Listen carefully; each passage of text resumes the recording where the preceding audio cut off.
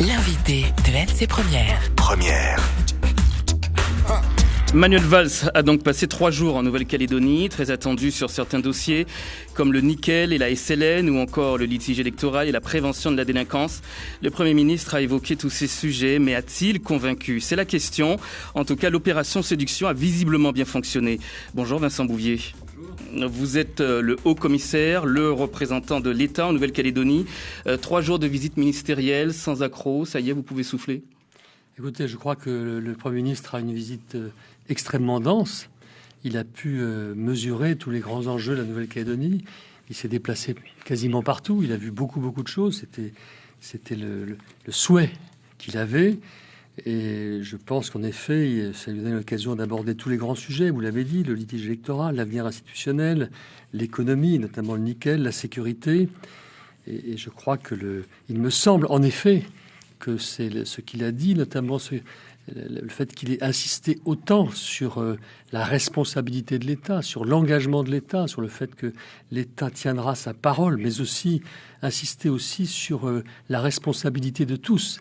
Le fait que tous les élus, tous les acteurs devaient aussi partager cet esprit de responsabilité. Alors, commençons directement avec les discussions sur l'avenir institutionnel, si vous le voulez bien. Manuel Valls est venu mettre les points sur les i. Il l'a dit, les polémiques autour du litige électoral provincial retardent la préparation du scrutin de 2018. Vous rejoignez le Premier ministre pour avancer. Ce dossier doit être politiquement clos. D'abord, un haut-commissaire, ça rejoint le Premier ministre. Moi, je ne suis pas là pour commenter, je suis là pour essayer d'éclairer les décisions et les déclarations du Premier ministre. Je crois que sur l'avenir institutionnel, plusieurs choses sont importantes et méritent d'être tout particulièrement relevées. D'abord, il y a un point sur lequel le Premier ministre a beaucoup insisté, il l'a dit et redit, c'est que le temps est compté. Il faut avancer, il faut aller vite. Nous sommes maintenant proches de l'échéance de 2018. Il faut vraiment travailler tous ensemble avec un esprit de responsabilité de tous, une volonté de trouver un compromis, de travailler dans le dialogue, parce qu'il nous reste peu de temps et que nous serons tous jugés, chacun à la place qui est la nôtre, sur le comportement que nous aurons dans les années qui viennent.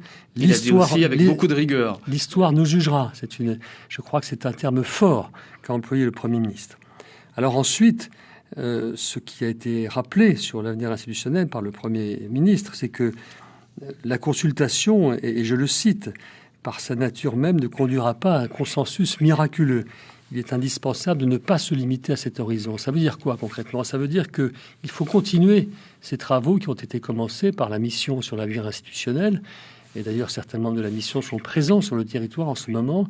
Mission sur les grands thèmes qui concernent l'avenir institutionnel, les valeurs, les compétences régaliennes, l'international, l'organisation institutionnelle. Sur ces grands thèmes-là, il faut continuer cette recherche des convergences et cette identification des divergences pour pouvoir, à l'occasion du prochain comité des signataires, qui se tiendra avant la fin de l'année, le Premier ministre l'a rappelé, pour pouvoir présenter un premier bilan et avoir une vraie discussion politique à l'occasion du prochain. Est-ce qu'une méthode a été définie avec Manuel Valls lors de sa venue et notamment lors de cette réunion sur l'avenir institutionnel?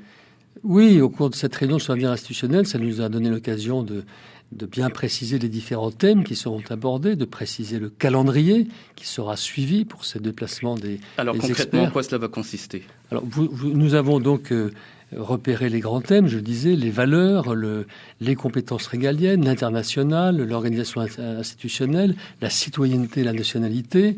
Les experts viendront régulièrement sur le territoire et sur chacun de ces sujets, il y aura un travail très précis, très concret.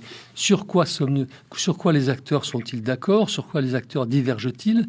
À l'occasion de ce travail, essayez bien sûr de rapprocher les positions, d'avoir une vraie discussion et présenter une synthèse dans le cadre du prochain comité des signataires qui permettra de poursuivre cette discussion. Au fond, 2015, ça a été l'année de l'échange, de l'information, et 2016 doit vraiment être l'année de la discussion pour qu'on avance. Et ça veut dire que le travail des experts, de tous ceux qui sont là à la demande de Manuel Valls, ce travail doit être terminé avant le prochain comité des signataires. Ce travail, pour être précis, de recherche des divergences et des convergences. Sur quoi sommes-nous d'accord? Sur quoi divergeons-nous encore? Ce travail doit donner lieu à une synthèse qui doit être bouclée, passez-moi l'expression, pour le prochain comité des signataires. Alors l'ASLN, Manuel Valls a proposé un prêt de 24 milliards de francs à l'actionnaire des provinces, la STCPI. La construction de la nouvelle centrale a aussi été abordée. Alors sur ce prêt tout d'abord, est-ce que vous en savez davantage sur les conditions de ce prêt?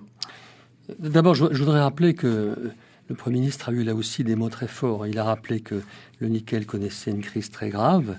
Il a rappelé que la place centrale de la SLN, et ça dans la ligne de ce qui avait été dit et écrit dans le cadre du comité signataire de février dernier. Il a rappelé que l'État prendrait ses responsabilités, notamment en tant qu'actionnaire indirect de la SLN via Eramet. Il en a appelé aussi la responsabilité de tous les acteurs, et notamment à ce que les engagements pris dans le cadre du comité des signataires de février dernier soient suivis. Précisément sur la SLN, oui. Il y a deux choses.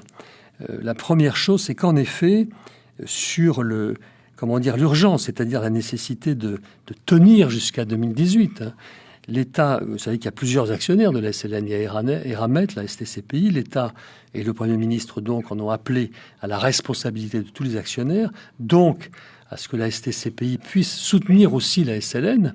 Et ce que dit le Premier ministre et l'État, c'est que l'État est prêt à accorder un prêt à la STCPI, un prêt qui peut aller jusqu'à 200 millions d'euros, jusqu'à 24 milliards de francs CFP, mais les conditions précises de ce prêt, le montant exact de ce prêt, à l'heure précise où je vous parle, font encore l'objet de discussions. Mais c'est quelque chose qui doit se régler, qui doit s'organiser, se préciser dans les jours qui viennent, et notamment avant le prochain conseil d'administration d'Eramet qui aura lieu au début de ce mois. L'État a forcément mis des conditions pour obtenir ce prêt. Ces conditions sont en cours de discussion. Je ne veux pas non plus... trahir des secrets, d'autant plus que nous sommes tenus par le droit des sociétés. Il faudra le rembourser, ce prêt aussi. Il faudra le rembourser, bien sûr, et l'idée est de le rembourser, que la SLN puisse le rembourser sur les dividendes futurs, lorsque la crise du nickel sera derrière nous. Ce qu'on peut espérer, qu'il y a, comme on dit, dans le langage des affaires, qu'il y aura un retour à meilleure fortune. Ça veut dire que pour rembourser, il faudrait mieux être optimiste. Ce coup de pouce de l'État permettrait en tout cas à la vieille dame de tenir un an. Alors vous voyez déjà venir les syndicats pour dire que c'est insuffisant. Eramet va donc être obligé de mettre la main à la poche? Je pense qu'il est trop tôt pour le dire, mais les syndicats disent que c'est insuffisant. Peut-être aurait-il souhaité que l'État rentre directement au capital de la SLN, ce qui aurait pu poser d'ailleurs un certain nombre de problèmes juridiques. Mais en tout cas, c'est un effort très important que fait l'État. Et c'est un soutien significatif. Et puis la deuxième chose, vous l'avez rappelé tout à l'heure, c'est la centrale électrique. La position du Premier ministre a été très clairement exprimée. Il considère que la centrale électrique, la construction d'une nouvelle centrale électrique, est une condition de la compétitivité de la SLN et c'est une nécessité notamment au regard des contraintes environnementales et le fait que la centrale actuelle ne soit plus aux normes. Oui. Et sur ce point précis, il invite, à un changement de perspective. Au fond, jusqu'à présent, on a raisonné comme si la centrale électrique devait être conçue et construite et financée en interne à Eramet. Or là, il s'agit bien, pourquoi pas, de trouver un schéma alternatif où la centrale serait bâtie, financée par différents groupes industriels. Ça veut dire qu'on ne se dirige plus non plus vers un tout charbon. Je pense que ça va donner lieu et matière à discussion. L'idée, c'est donc que ce qui va plaire à certains écologistes ici, pour ne pas citer c'est possible. On vous retrouve tout à l'heure, Vincent Bouvier, parce que l'heure passe, évidemment, il est 6h58. Merci à 7h10, à tout à l'heure. Oui.